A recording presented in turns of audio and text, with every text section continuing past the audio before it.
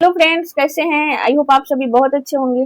तो फ्रेंड्स, अभी हम लोग करने जा रहे हैं रीति काल का पीवाईक्यू क्वेश्चन। आरपीएससी पीवाईक्यू से फ्रेंड्स 60% क्वेश्चन जो है हमारे एग्जाम में आते हैं।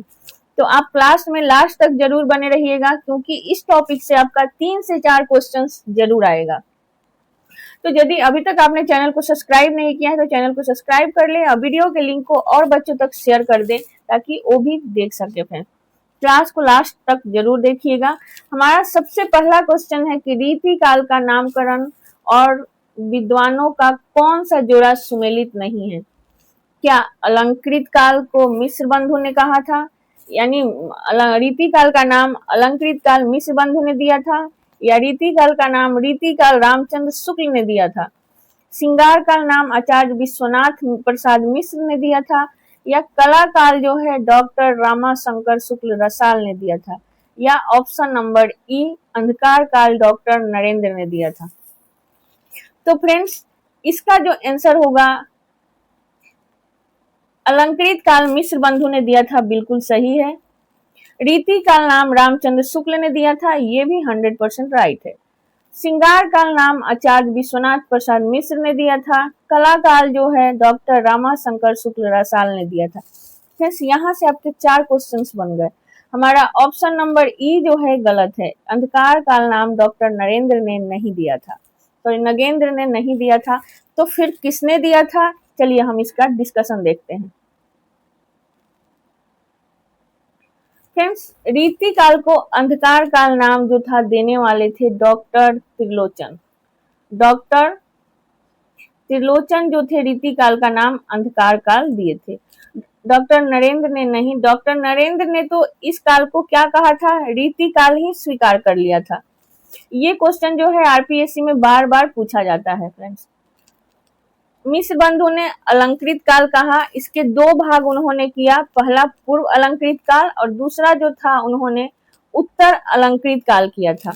उसी तरह से आचार्य विश्वनाथ प्रसाद मिश्र का मानना था कि इस काल की मुख्य प्रवृत्ति जो है श्रृंगार का है, इसीलिए उन्होंने रीति काल का नाम जो क्या रखा, श्रृंगार काल कहना सटीक समझा। तो आई होप आप इसका आंसर समझ गए होंगे। नेक्स्ट क्वेश्चन है हमारे सामने, आचार्य रामचंद्र शुक्ल ने रीति काल का प्रवर्तक किसे माना? क्या केशवदास को माना, क्या चिंतामणि को माना, क्या कृपाराम को माना, या बिहारी लाल को माना?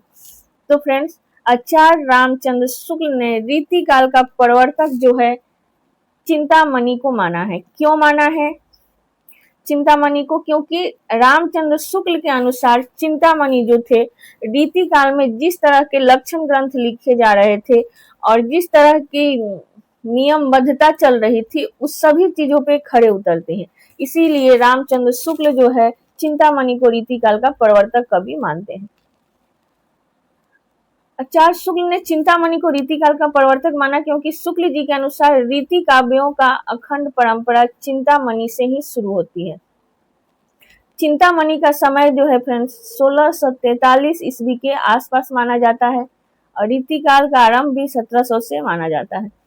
केशवदास के को फर्स्ट कवि, प्रथम कवि मानने में विवाद है, क्योंकि काल क्रम की दृष्टि से केशवदास का जो समय है फ्रेंड्स 1555 ईस्वी है और डॉक्टर नरेंद्र ने केशव को ही रीति काल का प्रवर्तक माना है। यह आपके सामने दूसरा क्वेश्चन बन सकता है कि डॉक्टर नरेंद्र ने किसे रीति काल का प्रवर्तक कवि माना है? तो हमारा आंसर होगा केशवदास, जबकि सर्वमान्य मत है चिंतामणि रीति काल के प्रवर्तक हैं।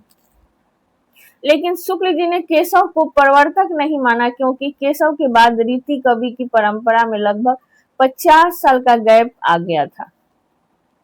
नेक्स्ट क्वेश्चन है हमारा, आगे के सुकवि रीझ हैं तो कविताई, न तू राधिका कन्हाई सुमिरन को बहानो है। रीति काल की श्रृंगारिक प्रवृत्ति पर कटाक्ष करती यह प्रसिद्ध पंक्ति जो है किस कवि की है? क्या भिखारी दास की है, क्या मतीराम की है, क्या देव की है, या पद्माकर की? तो फ्रेंड्स, एक क्वेश्चन से 3 से 4 क्वेश्चंस निकल रहे हैं, तो आप लोग चैनल को जरूर सब्सक्राइब कर ले और आप देख करके क्वेश्चन को समझ गए होंगे। यहाँ से 3 से 4 क्वेश्चन जरूर आने वाले हैं।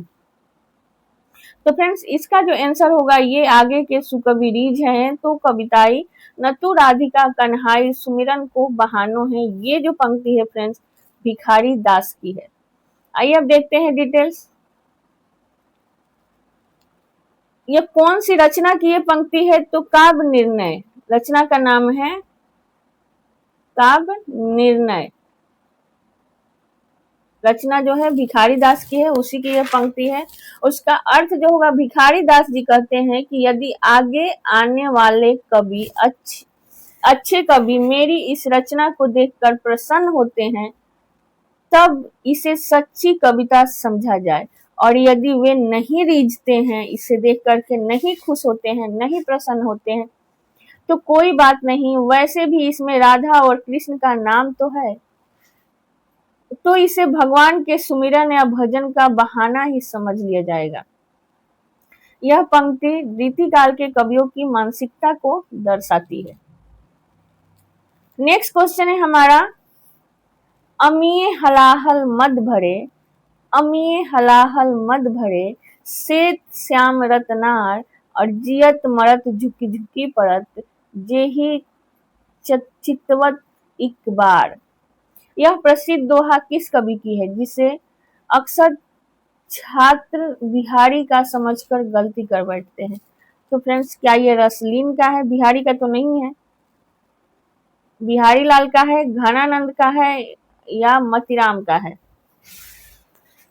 तो फ्रेंड्स ये जो पंक्ति है वो है बिहारी की तो नहीं है, ये तो हमारा क्वेश्चन ही कह दे रहा है। ये पंक्ति जो है रसलीन की है। आइए देखते हैं इसका अर्थ क्या होगा। तो फ्रेंड्स यह दोहा जो है रीति मुक्त अब रसलीन जो है कौन से परंपरा के कवि हैं? तो रसलीन जो है रीति मुक्त परंपरा के कवि हैं। इनका वास्तविक नाम सैयद गुलाम नबी था। इनकी प्रसिद्ध रचना जो है अंगद पर्ण है, जो 1737 ईस्वी में रची गई थी। फ्रेंड्स भ्रम निवारक इस दोहे में नायिका के नेत्रों यानी आंखों का बहुत ही सुंदर और चमत्कार पूर्ण वर्णन किया गया है। इसलिए आरपीएससी परीक्षा में छात्र अक्सर भ्रमित होकर इस बिहारी का नाम पर टिक कर देते हैं, क्योंकि बिहारी जो है नायिका के आंखों का वर्णन ज्यादा कर देते हैं। देखते हैं उस पंक्ति का अर्थ भी पूछ सकता है हमसे। तो नायिका के आंखों में अमृत यानी अमीय 20 हलाहल और मदिरा भरा हुआ है। जो भी उसे एक बार देख लेता है वह कभी जीता नहीं, कभी मरता नहीं, तो कभी नशे में झुक जाता है। यानी नायिका की आंख में इस तरह से मादकता मदिरा भरा हुआ है, नशा है, मतलब उसे एक बार जो भी देखता है ना तो जी पाता है ना मर पाता है, हमेशा उस नायिका के पीछे पागल रहता है। चलिए नेक्स्ट क्वेश्चन है हमारे सामने, आचार्य रामचंद्र शुक्ल ने रीतिकाल के किस कवि को साक्षात रसमूर्ति और जवाबदानी का दावा रखने वाला कवि कहते हैं? क्या देव को कहते हैं, क्या बिहारी को कहते हैं, घनानंद को कहते हैं, बोधा को कहते हैं? तो फ्रेंड्स आचार्य रामचंद्र शुक्ल ने रीतिकाल के कवि घनानंद को साक्षात रसमूर्ति और जवाबदानी का दावा करने वाला कवि कहते हैं। आइए हम इसका डिटेल्स देखते हैं। शुक्ल जी ने रीति मुक्त धारा के सिरमौर कवि, रीति मुक्त धारा के सिरमौर कवि कौन है? घनानंद। ये इन्हीं को एग्जाम में बार बार पूछता है फ्रेंड्स, सबके सामने रीतिबद्ध रीति सिद्ध दे देगा और घनानंद एक रीति मुक्त दे देगा। यह साक्षात रसमूर्ति और ब्रज भाषा के प्रधान स्तंभों में है। घनानंद मोहम्मद शाह रंगीला के दरबार में मीर मुंशी थे और सुजान नामक नर्तकी से प्रेम करते थे। कहा जाता है कि एक बार की बात है, जब घनानंद को कविता कहने के लिए रंगीला ने कहा, मोहम्मद शाह ने कहा, तब उन्होंने क्या किया कि उनके सामने कविता बन ही नहीं रहा था उनसे। उन लोगों का मानना था कि सुजान नाम की एक नर्तकी थी जिसे घनानंद प्रेम करते थे। तो जब उनसे कविता बन ही नहीं रहा था तो घनानंद के सामने क्या किया गया कि नर्तकी सुजान को ला करके खड़ा कर दिया गया। जैसे ही नर्तकी सुजान को घनानंद ने देखा, कविता अपने आप बनने लग गई फ्रेंड्स। इसीलिए उन्हें रीति मुक्त धारा का सिरमौर कवि कहा जाता है। शुक्ल जी ने यह भी लिखा है कि प्रेम मार्ग का ऐसा प्रवीण और धीर पथिक तथा जवाबदानी का दावा रखने वाला ब्रज भाषा का दूसरा कवि कोई नहीं है। कौन है? सिर्फ और सिर्फ घनानंद है। नेक्स्ट क्वेश्चन देखते हैं। रीति काल के कवियों को 3 श्रेणी रीतिबद्ध, रीतिसिद्ध और रीतिमुक्त में बांटने का श्रेय जो है किस विद्वान को जाता है? क्या आचार्य रामचंद्र शुक्ल को जाता है? क्या आचार्य विश्वनाथ प्रसाद मिश्र को जाता है? क्या हजारी प्रसाद द्विवेदी को जाता है? या क्या जॉर्ज ग्रियर्सन को जाता है? तो हमारा जो आंसर होगा वो होगा आचार्य विश्वनाथ प्रसाद मिश्र। यानी सबसे पहले रीति काल के कवियों का वर्गीकरण करने का श्रेय जो है फ्रेंड्स आचार्य विश्वनाथ प्रसाद मिश्र को है। उन्होंने अपने ग्रंथ हिंदी साहित्य का अतीत में रीति काल के कवियों का वर्गीकरण जो है 3 भागों में किया है। कितने भागों में किया है? 3 भागों में। पहला रीतिबद्ध, दूसरा रीतिसिद्ध और तीसरा जो है रीतिमुक्त कवि। अब देखते हैं कौन से कवि को रीतिबद्ध, किसे रीतिमुक्त और किसे रीतिसिद्ध माना गया है। तो फ्रेंड्स रीतिबद्ध कवि वे थे जिन्होंने लक्षण ग्रंथ लिखे, यानी उस समय छंद अलंकार को ध्यान में रखते हुए लक्षण ग्रंथ लिखे, ग्रंथों की रचना की, जैसे चिंतामणि, देव, मतिराम और पद्माकर। और रीतिसिद्ध कवि वे थे जिन्होंने लक्षण ग्रंथ तो नहीं लिखे लेकिन रीति काल की पूरी जानकारी का उपयोग अपने काव्यों में करते हैं। वे थे फ्रेंड्स बिहारी लाल, जिनकी सिर्फ एक ही रचना थी। कौन सी? बिहारी सतसई। उन्होंने सिर्फ बिहारी सतसई लिखा और बिहारी सतसई के लिख करके ही इतने फेमस हो गए कि उन्हें दूसरे ग्रंथ की आवश्यकता ही नहीं पड़ी फ्रेंड्स।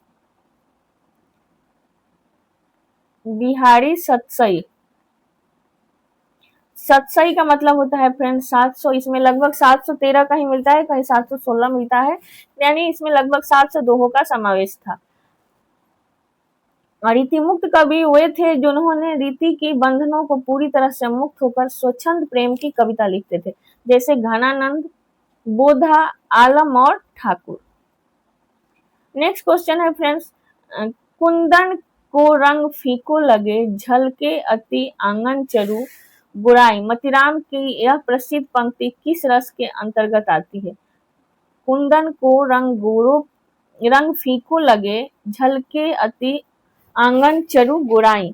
यह पंक्ति जो है मतिराम के किस रस के अंतर्गत आती है? क्या बी रस के अंतर्गत आती है? क्या श्रृंगार संजोग श्रृंगार के अंतर्गत आती है? करुण रस के अंतर्गत आती है? या शांत रस के अंतर्गत आती है? तो फ्रेंड्स यह पंक्ति जो है श्रृंगार रस यानी संयोग श्रृंगार के अंतर्गत आती है। ऑप्शन नंबर बी आंसर होगा। आइए इसका डिटेल्स देखते हैं। फ्रेंड्स यह पंक्ति मतिराम के प्रसिद्ध ग्रंथ रसराज से ली गई है। कहाँ से ली गई है?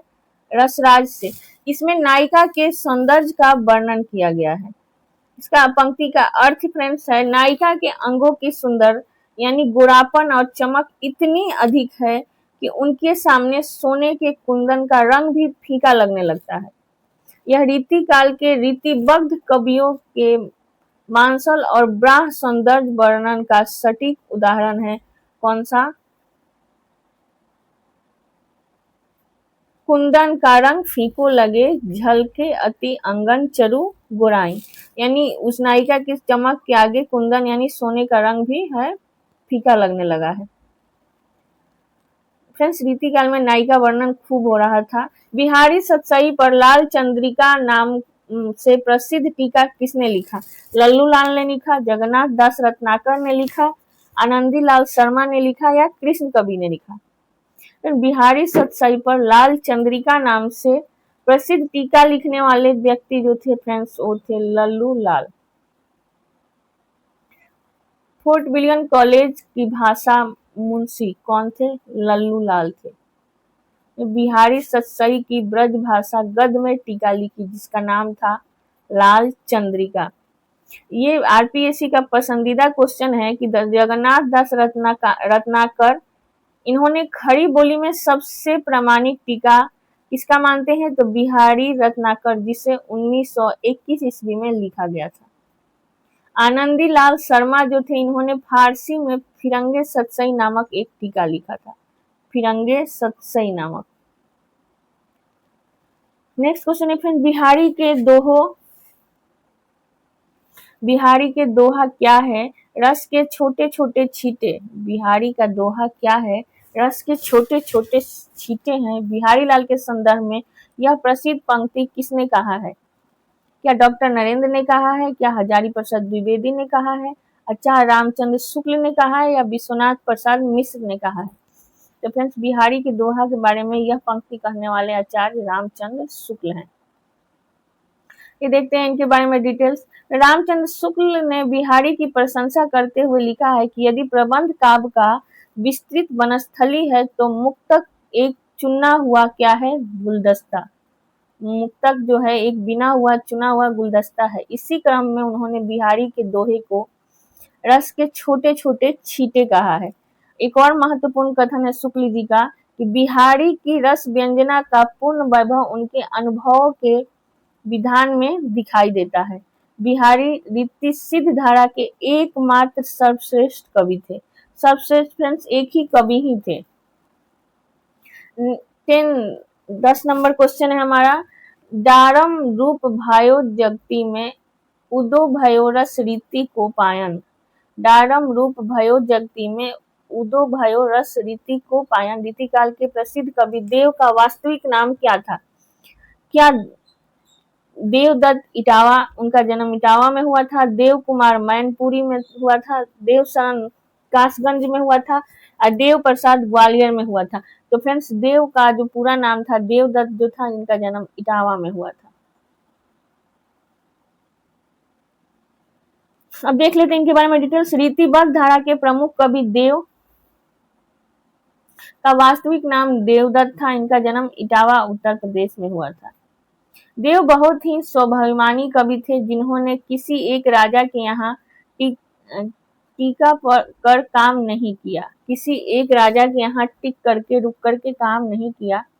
वे अनेक राजाओं के यहाँ काम किए, जैसे आजम शाह, भवानी दत्त वैश्य, कुशल सिंह के आश्रम में भी रहे। उनकी प्रसिद्ध रचना है फ्रेंड्स भाव विलास, भवानी विलास, अष्टयाम और सुख सागर तरंग।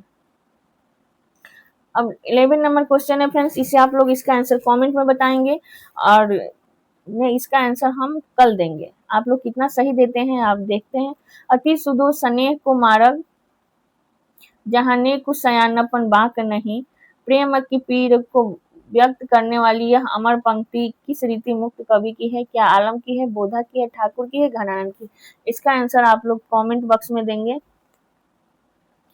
और यदि अभी तक आपने चैनल को सब्सक्राइब नहीं किया है तो चैनल को सब्सक्राइब कर ले फ्रेंड्स। तब तक के लिए थैंक यू। कल इसका अगला पार्ट 2 करेंगे हम लोग।